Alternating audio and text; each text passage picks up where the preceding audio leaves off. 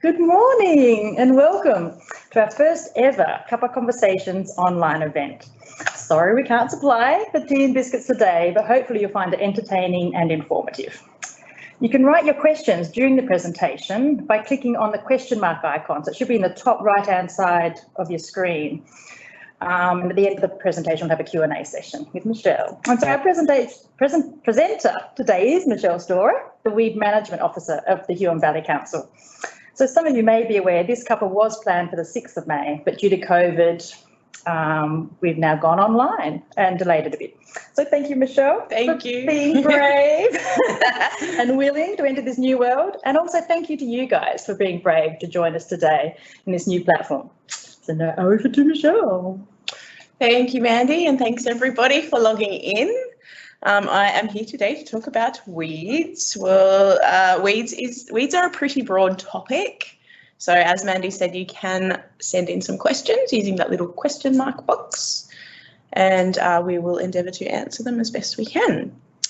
Rightio. Firstly, I'll start with the definition of a weed, and that is simply a plant that is growing somewhere where we don't want it to be growing.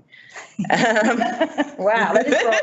It can be very broad, you know. Now, obviously, there are a variety of weeds that have a range of different impacts, and some of the worst ones in Tasmania, they are managed under an act called the Weed Management Act.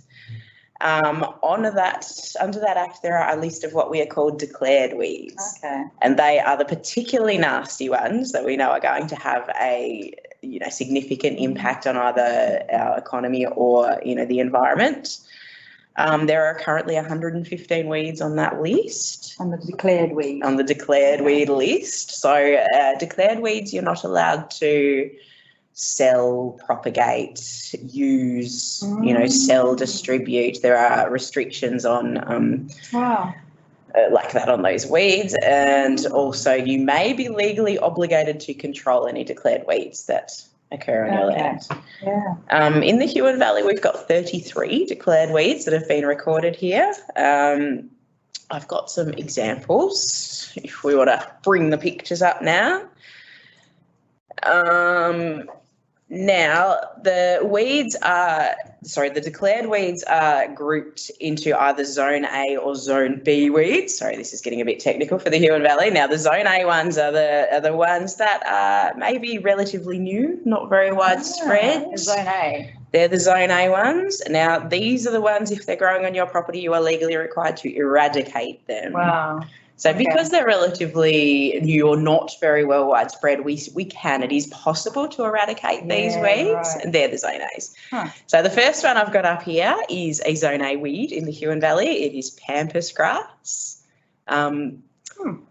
Unfortunately, this one's a really tricky one to control because those very fabulous, fluffy seed heads can distribute weeds up to 25 kilometres away. They get caught up in the wind. The seeds are tiny. There could be up to 100,000 seeds in each one of those flower heads. 100,000 per... 100,000 per flower. Wow. So that's a Zone A, even though it feels like pampas has been around for a long time. Yeah. So it's still a new, like it hasn't spread. It's not. We know that it's of limited distribution, so it is still possible to eradicate. However, that its ability to distribute over such a long way makes it really tricky because it's hard to identify where it might pop up next. You are legally obliged to remove that. If you have pampas grass on your property, you are legally obliged to eradicate it. So that's one we like to hear about. If you see a pampas grass when you're out and about, I always appreciate reports because it's difficult to get out and search everywhere. Interesting, this one, because it was introduced to Tasmania as a fodder and windbreak plant in the I did make a note of that. In the 80s, I think it was being promoted as a windbreak plant. Yeah. For what animal? So in the late 1800s, I found an article about the use of pampas as a fodder in northern Tasmania. It actually is not very palatable because it's got really those sharp They're rough. cutting leaves. It's a very hardy plant. It means that it can grow in a range of environments, which was what makes it a very successful weed. Okay. And I'm sure a lot of our viewers here will be familiar with this one because growing up, people had these in their front yards. It's still very popular in the florist industry. Oh. Of course, it's highly illegal to use pampas flowers as displays, but they still do occasionally pop up in florists. Wow. Even that's a declared weed. Yeah, How that's is it possible? it. They still get in. And yeah, it's a very highly flammable one. So it can cause, if it gets established in dense infestations, it can be a real fire risk. So that's why it's a good one to get rid of. The other example I've got there, next, I'm doing the slides. This one is called Mexican feathergrass. It's a very pretty looking grass, and several years ago it was introduced to Australia because it got misidentified in a nursery and it was labelled as an Australian native grass. So it was bought in and distributed across Australia. It hasn't yet managed to become established outside of gardens in Tasmania, which is great because there's no grazing value to this plant. You can see that little photo, you can see the spikes on the grass. It makes it inedible to stock. It can render a paddock useless, basically, if this invades a paddock. Very hardy plant, grows anywhere. I've got some notes here. There's an estimated 14 million to several 100 million hectares of Australian land that is vulnerable to invasion by this grass. And the cost of that, if it was to get into our agricultural lands, the economic cost could reach tens of millions of dollars annually, some estimates. So that's why this is one we jump on if it comes in. Now, we very recently found our first record of Mexican feathergrass in a garden in Huonville, just off Sale Street, so right in the middle. So that's one. When we found it, we immediately went in and removed it. We've got to very securely bag these plants in several layers of tightly secured plastic bags, because you can see in the top corner, sorry, pointing to nothing, but those tiny, tiny seeds, and they get everywhere, they spread, they can cling to clothes and fur. Oh, so did you find out where they'd got the plant from then, or? That was traced back, they think some of the introductions in Tasmania came from an old Bunnings on the eastern shore. Ah, wow. So they have popped up in garden beds around Tasmania. Not very often we find them, but yeah, they're one. So far it hasn't got into the paddocks, but it would be disastrous. So sometimes it's post-legislation type of thing. So Bunnings can sell these plants and then later on they find out, actually it's a weed. They were mislabelled as an Australian native. So that's how they did get distributed across the mainland as well. So it was just, native grasses are really hard to identify, and it does look really similar to a lot of our native grasses. Actually, I've had a question come in from previously. Is pampas grass called toy toy? Yes, in New Zealand. Right. So in Tasmania, we have 3 species of pampas grass. Didn't realise. Under legislation, they're all just treated as one weed, so we call them Cortaderia species. But the New Zealand toto is a species that we have in Australia. It's limited to the southwest of the state, so lucky me, I'm the only municipality in the state with the New Zealand toto, I think. And there are 2 other species. So in that, I can go back. We've got the pink flowered species on the left, which it spreads very well, and the white flowered species on the other side there. The white flowered species don't often spread as well because they actually have separate male and female plants. Right. So if you've only got male plants, then they won't produce viable seed. But if you've got female and male plants that are close enough together that the pollen can be blown, then they will reproduce. So some people believe that the white flowered pampas are sterile, but that's not quite accurate. So if you do have a single white flowered pampas grass, you still are required to eradicate it. So Mexican feathergrass, that's another one of our Zone A's, and quite a serious weed that we monitor very closely, but only 1 record of it. So hopefully that's all. Right. The declared weeds, the Zone B ones. So these are weeds that are already very widespread. Basically, eradication is quite impossible. So it would take you know, We're talking gorse and we're blackberries? talking gorse, and okay, so gorse is one of them. Oh. And gorse control obviously takes a lot of initial investment, and then gorse seeds can actually last for up to 80 years in the ground. So we're talking a lifetime commitment of follow-up to control this weed. It just makes eradication it's not an achievable aim for this weed. This might be answering Roger's question, so keep going. Yeah, rightio. I will keep going. Sorry, I've got notes on this. So the management aim for these weeds is containment. So if we have gorse growing next to an area where there is no gorse, obviously we try to contain it. So under the legislation, this could mean that you need to maintain a 10-metre gorse-free buffer along the boundary of your property where the next neighbouring property doesn't have any gorse. Right. Or if your neighbours are actively managing their gorse, you can then be required to create that weed-free buffer. Okay. It's Zone B, you don't have to clear it all because you can't, type of thing. Right. Okay. Yeah, and that's how we can contain it. And we will manage gorse if it is threatening an asset. So whether that be a natural asset like a reserve where we know there's threatened species that would be impacted, or whether it's it's our pasture.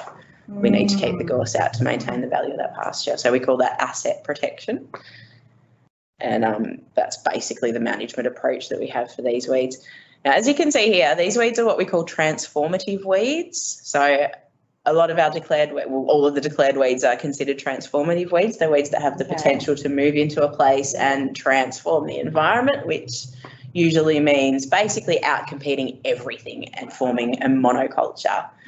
So all declared weeds would be that? Yeah, all declared weeds. So you can do a weed risk assessment, which looks at the plant's ability to grow in different environments and how it spreads.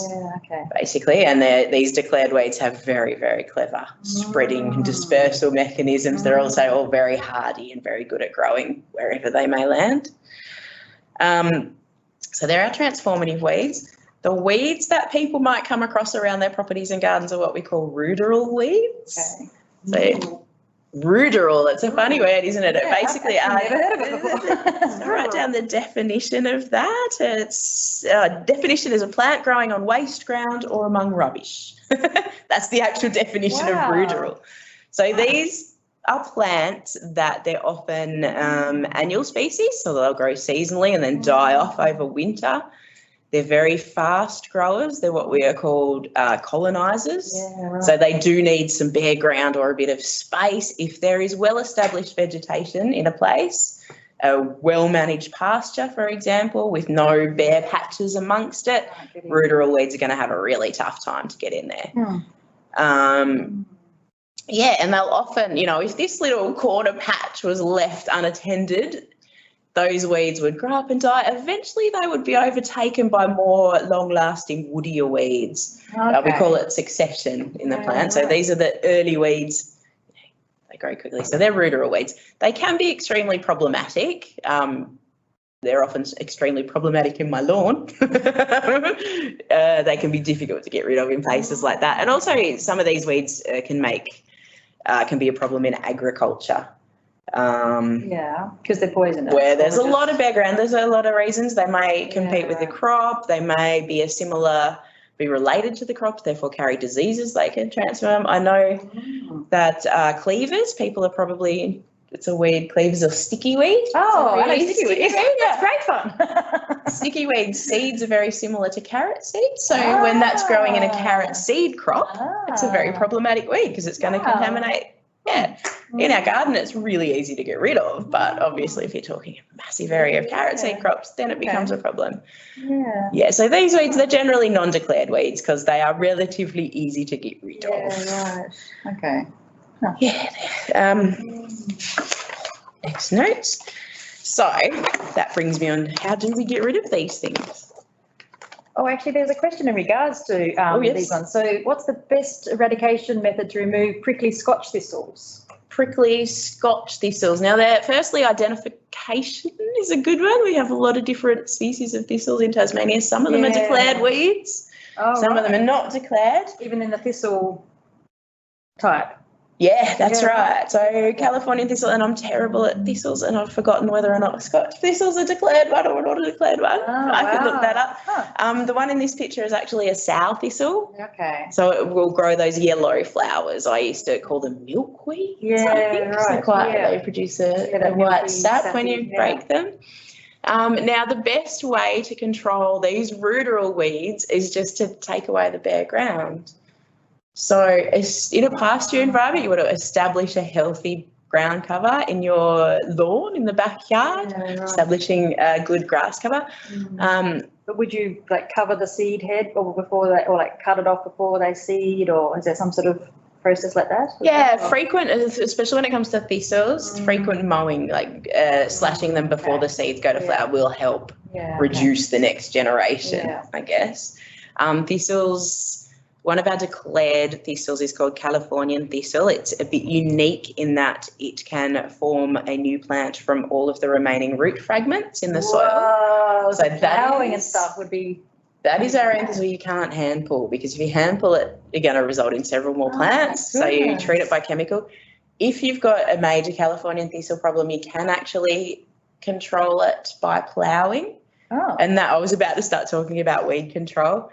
We always recommend using an approach we call integrated weed management, which is rather than relying on just spraying it or just pulling it out, you choose a range of different approaches. So with Californian thistle, you could actually incorporate a ploughing, a tillage program into control of that weed by ploughing in the middle of summer in hot days or in the middle of winter when it's frosty, and you can turn up all the root system and expose them to air and those frosting. And then that will potentially reduce the amount of plants that come back up. A couple of subsequent ploughings could help really knock the population down, and then you can use your sprays to knock off what's left. So that's an example. With ruderal weeds, things like capeweed, I get a lot of queries about capeweed, which is a common one that pops up after some sort of disturbance. It's a horror in my lawn. Everywhere there's a bare patch, you get capeweed. Once you remove it, you do need to re-sow. You get some ground cover happening, some desirable ground covers to outcompete those weeds. Things like if you're looking at a pasture or even lawn, a lot of people don't like clovers in their lawns, but they're actually a really good way to outcompete the less desirable, spiky, unpleasant things. Like you fix them. That's it. So there's lots of benefits for that. So I've mentioned integrated weed management. An important thing to get onto when you're controlling weeds is to understand how it grows. So knowing your enemy. And like I said, with the Californian thistle, that spreads by underground rhizomes. So a rhizome is like an underground stem, and they can actually, in a single season, the underground rhizomes can extend 12 metres from the original plant. From the Californian from the original Californian thistle plant. 12 metres. Those underground rhizomes can grow. So you can imagine how many, and you can often see them growing in lines. If you find a single plant, then you can see a line of seedlings sort of popping up where that stem's heading out and putting up new shoots. Other weeds will reproduce just by prolific seed production. Well, that's what I assume with the thistle, though. That's why I'm surprised about the rhizome. Well, Californian thistle is unique in that. So other thistles you can hand pull, and they rely on that prolific wind-blown seed, whereas Californian thistle doesn't necessarily. It's another one where the male and female plants are on different, and it doesn't necessarily always produce viable seed. But it does always reproduce very successfully from those underground rhizomes. They could produce bulbs that last for a long time under the ground, and the plants there's one weed that I can look at later that will send tubers down. They'll be 80 centimetres under the soil. So that's a fair way. We're talking, down this far. So it can be very difficult, even if you're spraying herbicide on that plant, it can be very difficult to get a plant to draw poison down that far, which makes it challenging. So understanding how the plant spreads, and I can't emphasise the need for follow-up enough. So treating weeds, whether they're the serious declared weeds or one of these ruderal weeds, you always need to follow up. It's never a one-off effort, unfortunately. they're always going to come back. So with the ruderal ones, we can try to prevent them coming back by establishing more desirable plants. We can mulch that area. That'll hold them off for a while. The ruderal weeds, they're propagules, they're seeds. They're really prolific in the environment. But it shouldn't take too much of effort to get rid of these ones. Something like pampas grass, the seeds are lightweight and they're adapted to spread a long way. So they're not particularly robust seeds, but they can still live in the soil, survive in the soil for up to 2 years. Wow. So once you've had a flowering pampas plant on your property, you're in for at least 2 years of follow-up, checking for new seedlings, and then they can actually produce flowers when they're quite small. So if you don't, if there's a seedling that you miss and it flowers, then the clock starts again. 2 more years until I know that the soil seed bank is exhausted. For gorse, it can be up to 80 years. 80 years. Wow. Those seeds will stick around. Lifetime. It's a lifetime commitment, gorse. Spanish heath is 5 years. 5, okay. Is that a declared weed then? Spanish heath is a declared weed. It's a zone B. So we're working on containment. It's so prolific, and if you get a Spanish heath branch when it's in flower and just sort of tap the branch over your hand gets full of these dust-like seeds, which they spread so easily.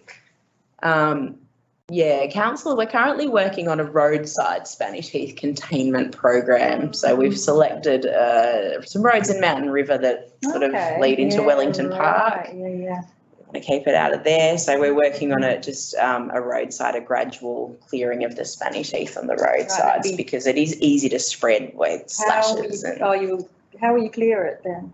We've got a priority weed contractor who either sprays the plants or sometimes he'll cut and paint.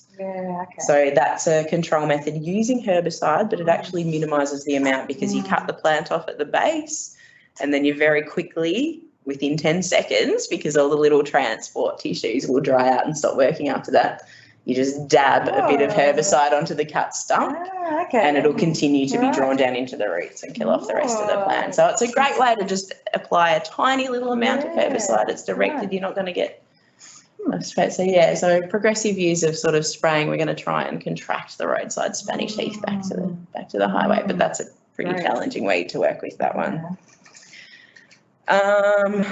So just to reiterate, follow-up is very important with weed control. Now, identifying weeds. I'm going to just have a quick chat about some ways of identifying weeds. Excellent. Just check my slides here. Yes. So those who prefer the good old-fashioned books, and these are great. I always end up referring back to the weed management manuals. I've got one that's specifically a Tasmanian weed handbook that details all the thistles and which ones are declared or not declared. That's a really useful book. And the other one we use a lot in the NRM office of this Weeds of the Southeast book, which has got a lot of lovely coloured photos. This one's really good for identifying some of the garden escapades and weeds that are sort of new weeds. Wow, it's beautiful.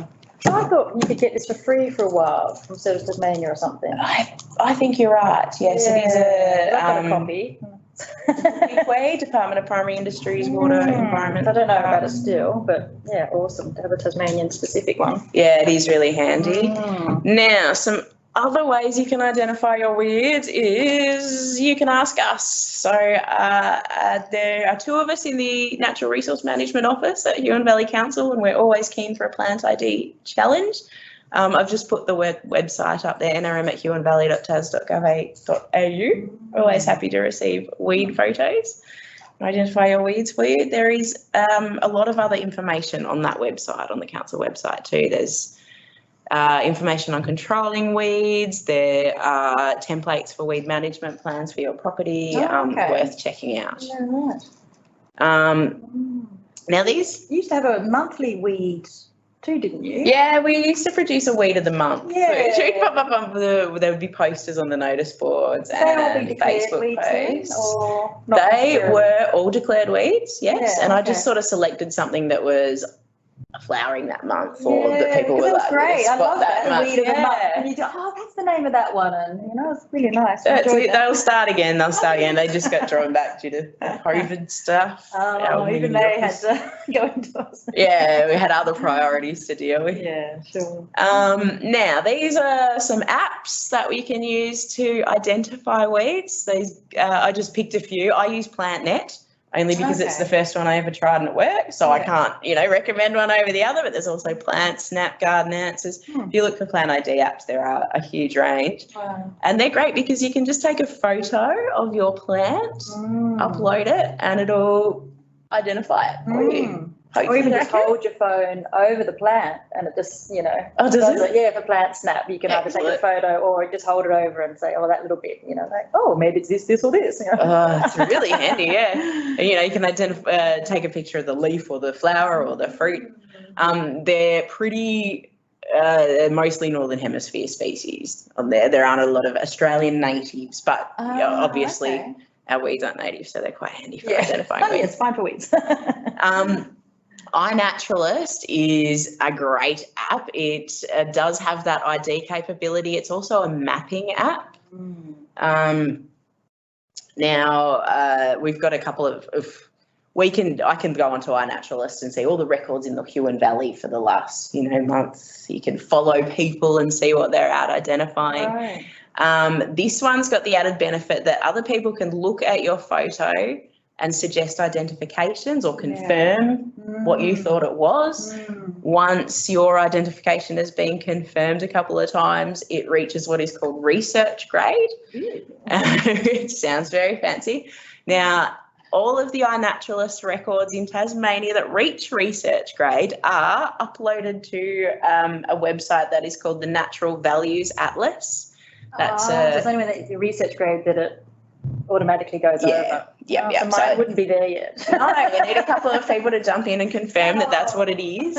And then it'll go onto the Natural Values Atlas, which this is a government database of species records across Tasmania, all living things.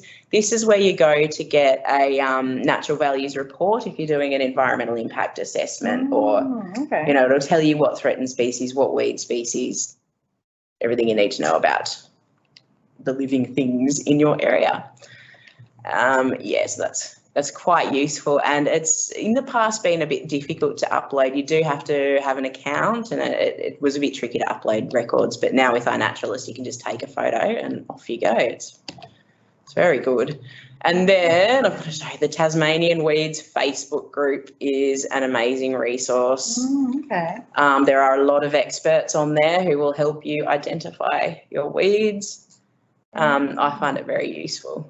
Yeah, Facebook group. Oh, okay. So yeah, definitely check out that Facebook group. There are a few others too, just before I go. There's a Tasmanian Marine and Seashore Life, native plants. There's an insects one. There are Facebook's a great resource. Fungi. Yeah, all sorts. Yeah. Okay, identifying weeds. Next thing I'm going to talk about is garden escapades and why you should plant natives in your garden. This one I've got up here, a lot of people will probably recognise it. This is a plant called foxglove. Very pretty. And that's a little photo of my good friend's entry into the foxglove section of the Huon show a couple of years ago, for which she got first prize. They're obviously very pretty plants. But the main picture there is a population of foxgloves that's established itself in the bush in fern tree. Oh. And you can see these are they're a non-declared plant. Non-declared. So it means they're not they're not controlled by legislation. So you can still buy these, you can still plant these. Wow. How does that work then? Good question. It's a bit difficult. So foxgloves have been coming worse and worse over the last few years. They're one that weren't considered a particularly threat. I guess with sort of changing temperatures and seasons, there are weeds becoming more prominent that never used to be. But yeah, this is a great example of a garden escapade plant. A lot of our weeds originated as ornamentals in people's gardens, and they just discovered that they had the ability to spread out into the bush. So one reason why it's a great idea to plant native in your garden is prevent things like this happening. Yeah, yeah. What have I got next? Oh, this is my personal favourite. So, oh. These guys are an environmental weed. They spread into the bush, and if you've ever tried to kill an agapanthus plant, you'll know that they're really hard to get rid of. But that's not declared. No, it's not a particularly, they're slow growing. Okay. They tend to spread along drain lines and places where people dump their garden waste. So even trimmings and lawn cuttings dumped in the bush can contain propagules that will establish. But, I can't give you examples of where these have transformed an entire environment. They're just very problematic for little land care groups who are trying to eradicate them from stream sides. Yeah. Very tricky to kill. I think Peter Cundall once said, if you pull out an agapanthus plant, throw it across the road, it'll put down roots before it hits the other side. So they're easy to grow, and they're beautiful, really. Yeah. A lot of our weeds are beautiful. Oh, but they're still so regularly planted, aren't they? Definitely. Shocked, people's driveways. Like, no. And so another reason why it's really good to plant natives is because they do promote biodiversity. So our native plants provide habitat for animals, and everyone thinks hollows for birds and possums, but they also provide habitat and food for insects, things like bats, birds, and they help preserve our soil health because there are a whole realm of microorganisms that live in the soil. They'll be very tiny and microscopic, things like fungi and bugs and nematodes and protozoans, and there's a whole web of life that occurs in the soil. A lot of them, they will associate with plants. They'll form symbiotic relationships with plants. So when we introduce new plants, we really don't know what effect we're having on the soil biodiversity. So it's just another reason to stick with natives. And when I say natives, we've actually got a couple of mainland natives which don't naturally occur in Tasmania, which have become problematic from being planted here where they're not supposed to be. So grevilleas are a really good one of this. We have one native grevillea in Tasmania, and it produces a tiny, tiny white grevillea flower. So everywhere you see the grevilleas with the big showy red and orange flowers, they're mainland introduced species, and they do spread through the bush. So that's one to watch out for. The very showy red bottle brushes. Callistemon species are another mainland introduced species. They've been naturalised in Huonville. Naturalised means that they've started sort of growing on their own. They've ventured out from people's gardens and they've started growing independently. So it could be an issue for insects. Like, 'cause I was thinking the foxglove, seem to favour bumblebees. And they do, which are another invasive species. So then that kind of knock-on effect, I guess. Exactly. Like the bees. But I mean, in saying that, a lot of our native honeyeater birds just love red hot pokers and other introduced plants that produce a lot of honey. So better to have flowers than none, or rather than just native. That's it. And I mean, a lot of our little ruderal weeds are great pollinator plants for for bees and stuff. Even native bees love my brassica plants in my garden. I've let go to flower in the past. They're covered in native bees, which is good. Insects. So they're very complex interactions we're trying to be aware of here. So the other mainland native I wanted to mention was the golden wattle, which is actually our national floral emblem. Acacia pycnantha, it's called, the golden wattle. That's a weed on the Domain in Hobart. We've got bush care groups that have spent many resources controlling that plant. It spreads Acacia pycnantha. So it's PYC. There's a lot of interesting stories there. And if you're wanting to know what you can plant, NRM South have got produced these plant species lists for each municipality. So there's a list of native plants that are suitable to grow in the Huon Valley. So that's a leatherwood. That is a leatherwood. Nice. We've got some of those growing out the back of the council building. Great. You notice those? We've got native A few native trees there, they're really good. And then I have just got a couple of slides of interesting weeds, if you wanted me to go through those, or we can answer some questions if there have been any more coming through. No, I've been answering them as we go, so. Excellent. We're up to date. All right, if anyone has any questions, start typing them in now, I guess. Yeah, question time. But I've just chosen a few interesting weeds to finish off with that I'll go through. They're all declared weeds by the looks, and they're all Zone A ones in the Huon Valley. So if you found this, you'd be legally obliged. Yeah. To eradicate it, and I'd sincerely appreciate a report too, because part of my job is to map and monitor the weed infestations across the valley. Yeah. And I'm, always happy to assist people in getting, helping them to control their weeds, but I need to sort of monitor the populations over time so I can see if we're making inroads. If we're making inroads, and for some weeds that we do need to look, rather than is this season better than last season? You need to really look at it over 10 years to see if we're getting anywhere. So pampas grass, for example, is still quite widespread. However, we no longer have those massive, really dense infestations of giant plants anymore. So we really are getting on top of it. We really are getting on top of it. But if you compare this year with 2 years ago, it might not look like that. But if you look to 20 years ago, I have been told that there used to be dense stands of pampas grass all along the Huon River, just in front of sort of animal tackle box area. So compared to that, we're making, you just need to look over a longer time scale. There's one other time you're saying about the cost benefit sort of analysis. Oh, that's it, Yeah, so that was fascinating. If you could just like a little rundown of. Yeah, I don't have a copy of that graph, but we do know that the economic returns of weed control prevention, we get 100% return on our investment. That's like the whole reason for Zone A and Zone B weeds then even, I guess, isn't it? Yeah, and it's also the point of having that declared weed list, because there's 115 weeds on the list, but not all of them are in Tasmania yet. Some of those ones are problematic weeds on the mainland that we predict have the potential to grow in Tasmania. And by adding them to the declared weed list, we're preventing them from getting here. The idea. And we can also just having biosecurity systems and public education, making people aware of weeds and other ways that we can prevent them. So 100% of your effort, you get that sort of return. With the new weed. Whereas when the invasion, the graph that this comes off has an invasion curve. So there's stages of invasion. So before it invades, 100% returns.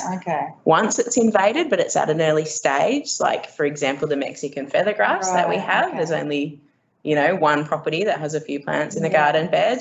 The economic returns for that, for eradicating that population, are quite high.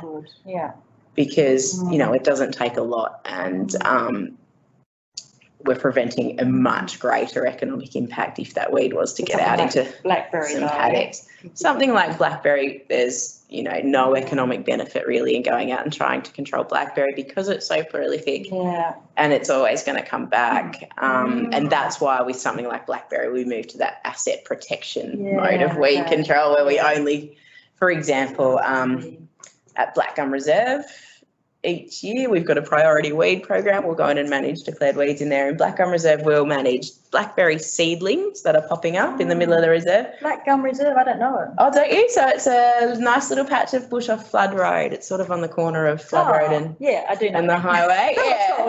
And it's got a great population of Eucalyptus ovata, or black gum trees, which are critically endangered in the Huon Valley. So black gums, Eucalyptus ovata. They're important foraging species for swift parrots. Oh, wow. And there's not many of them left. They like to grow in the low altitude kind of wet swampy areas, which is areas near waterways, which is also where people like to live. So it means that there aren't many of those communities left. But this one, there's a weed I've got a picture of, is called bridal creeper. It's got quite, the foliage is quite tough. The leaves are really hard and pointy. Apparently it was introduced as an addition to bridal bouquets. It has these delicate white flowers. So I assume the plant, I don't think they look that pretty. I don't have a photo of the flowers, sorry. I assume it's just a long-lasting plant. You don't want to show them as pretty, though, do you? No. That's incredible, those things at the bottom. Yeah, so they're clusters of tubers, Whoa. which can grow, they produce massive clusters. I think we've got 5 properties where we've had records of bridal creeper. Right. 2 of those properties grew plants last year, I think. Okay. One of the landowners who's managing this told me that 10 years ago she sprayed some bridal creeper that was growing under a grevillea bush and didn't see it again. 10 years later, she removed the grevillea bush, and with a bit of extra sun on the soil, all of a sudden the bridal creeper came back. So that tells us that those tubers can survive dormant in the soil for up to 10 years. Yeah. So it's one where tubers like that, plants that form those underground plants are really difficult to kill with herbicide. So that plant was found in a backyard, and we just dug it out and tried to get as many tubers as we can, and we'll be monitoring for several years for regrowth to see if anything comes back. I have got a question. Is New Zealand flax a weed in the Huon? New Zealand flax is, it's a known environmental weed. Right. It's one that we're becoming a bit concerned about in the Huon because it loves the banks of the Huon River, and there are stretches that are just New Zealand flax. Wow. It's not known to be a particularly problematic weed. So is it declared? Anywhere else? It's not a declared weed, Okay. No, that's still regularly planted in gardens. Okay. But it's one that we're keeping an eye on, and we're actually, if resources allow, we might do some mapping and surveying and just try and see how quickly it's spreading. Yeah, so in terms of going on to the declared weed register, is that something that you do, would it? Like you'd sort of map the area and then say to state government or something, this is becoming an issue and... There's a process for having weeds, to nominate weeds for declaration. Obviously, it's a huge process, so it doesn't happen very often. I think it was 2017 or 18, there was a group of weeds added to the declared weed list. So state government manages that.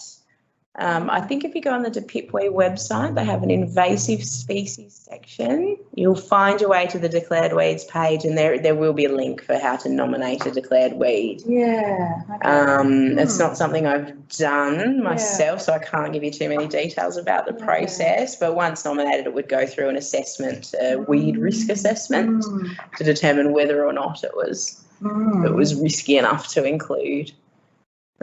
So that's bridal creeper. All right, next one is holly. This one's quite common across the Huon Valley. A lot of people have it in their backyards. It spreads very easily because those red berries are absolutely delicious for blackbirds.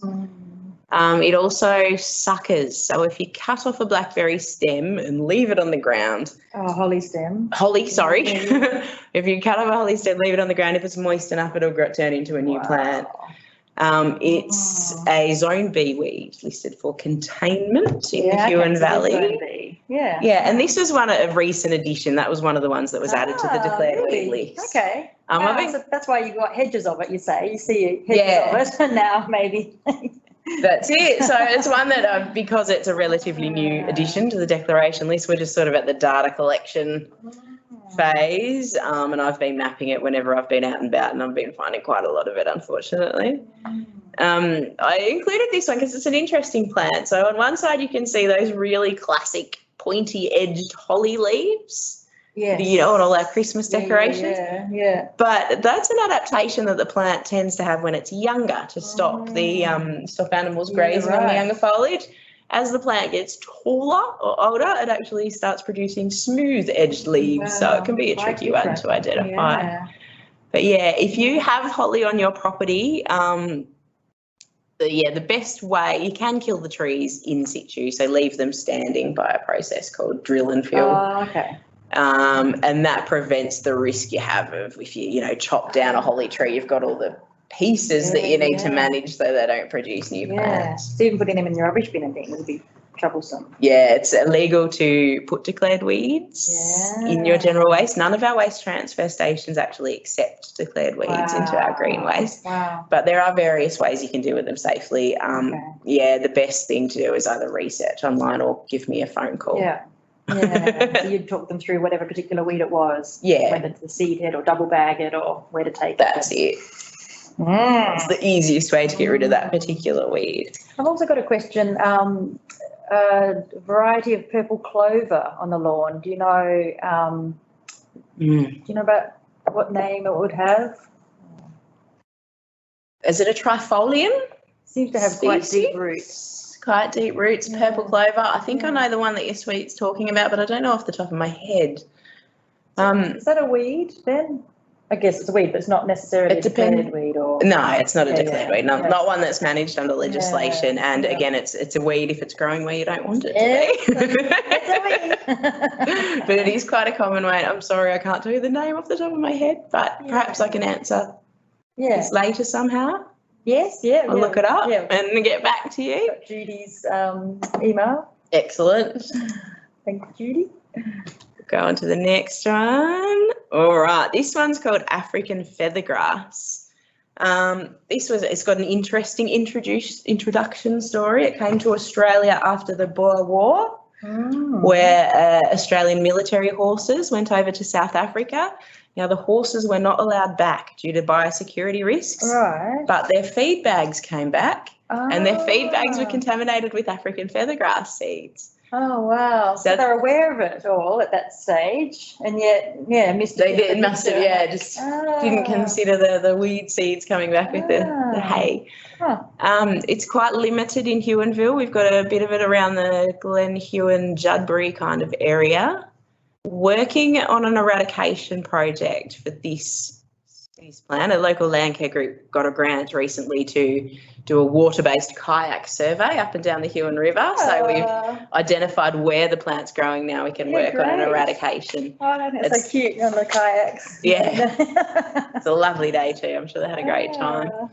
It's got those. It doesn't produce very viable seed, so it doesn't really spread by seed.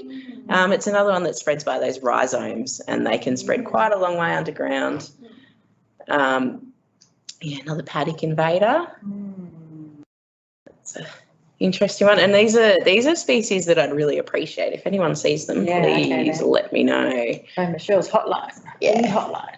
Just ring up the front desk and let them know where it is, and they'll pass it on to me. What is that? This is a really interesting one because it's called creeping yellow cress, or Roripa sylvestris.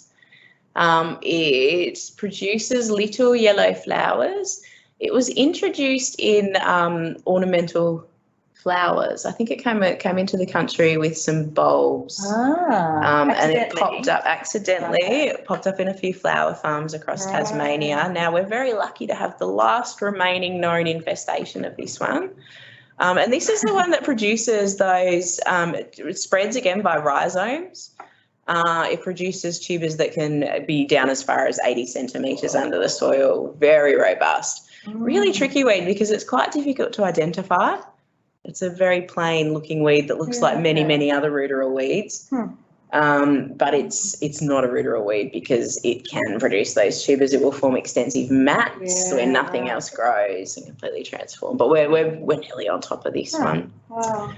And that is the last of my brilliant. Interesting weeds. And we've kept up with the questions, actually. Oh, haven't we? Good. Yes, but I actually had a couple. Yeah, because we're saying about knowing about the life cycle of plants in terms of eradication. Because, like in terms of gorse, I've always, hear such different stories about eradication. So, like fire is good, fire is bad. Flowering is good, bad. Any thoughts? What's your view on? Yeah, so we'll come back to the integrated weed management. If you burn gorse, it'll love it and it'll come back prolifically. Okay.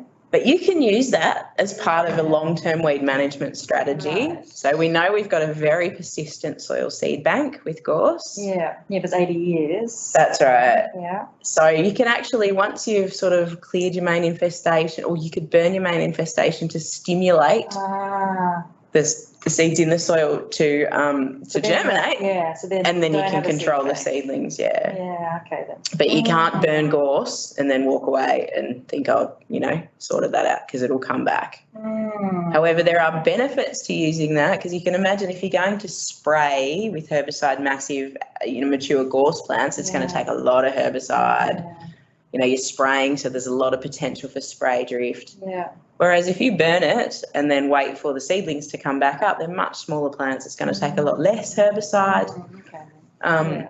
So, less cost in the control. So that's something that you'd want to consider in a long-term gorse plant, or you may choose to burn it and then get some goats in to take care of the seedlings. There are lots of different strategies. But again, when it comes to a weed like that, it's really good to have that written plan so you can identify what you're going to do and what strategies, and then, see if what works and what doesn't. Excellent. Again, a long-term commitment. Stick with it. It's only 80 years. Oh, well, that brings it to a close. Yeah. And so Roger's asked, where do we go for a cuppa, Mandy? Sorry, not supplying it today.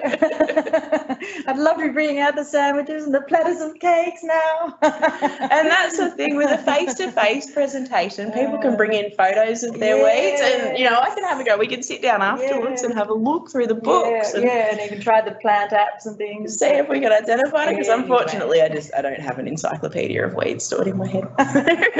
Sometimes I do need to check the books. You have to just go to your own kettle today for your cuppa. But thank you so much for joining us. And we'll probably do this again for the next presentation. Yeah, so stay tuned. So thank you so much, Michelle. No worries. Thanks for inviting me. Thank you so much, Michael. He's out of focus, but we have the IT guy here to make it seamless. So it's been wonderful. Thank you, Michael. Okay. All right. Thanks very much, everybody.